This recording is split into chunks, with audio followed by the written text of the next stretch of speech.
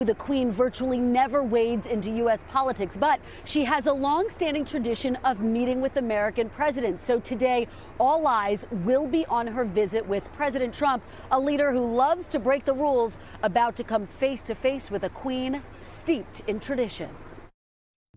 This morning, the President, the Queen, and a highly anticipated tea party. Today, Donald Trump marks his first visit to the UK as president, and his meeting with the Queen has the potential to eclipse the rest of his schedule. They've read about him, they've seen him on the telly, they've probably even read his tweets. They're as intrigued as anyone to meet the Commander-in-Chief and just see what he's like in the flesh. Overnight, the president complimenting the Queen, telling the British newspaper The Sun she represents her country well. If you think of it, for so many years she's represented her country, she's really never made a mistake. You don't see like anything embarrassing. She's just an incredible woman. My wife is a tremendous fan of hers.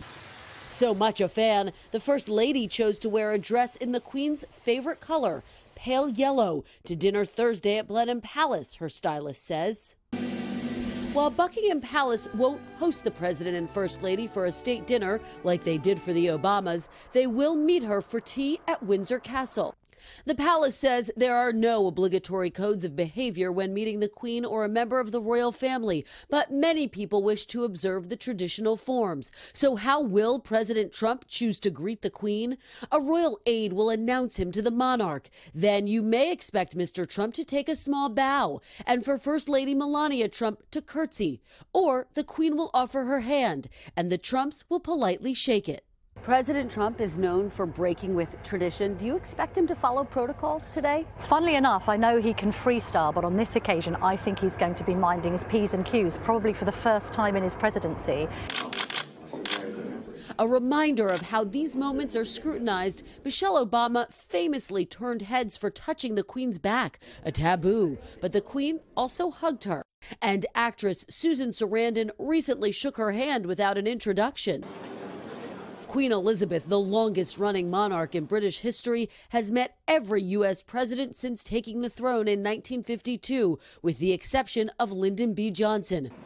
Among the highlights, famously riding horseback at Windsor Castle alongside President and Nancy Reagan in 1982. This morning, Mr. Trump takes his place in history as the Queen's next guest. And that meeting is set to get underway in just a few hours from now. The president telling The Sun he's not nervous about it.